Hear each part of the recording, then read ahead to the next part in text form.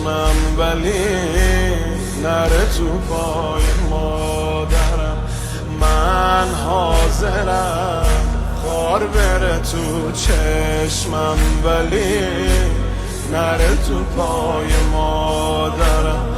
من آخرش یه روزی توی روز جون میدم برای مادرم.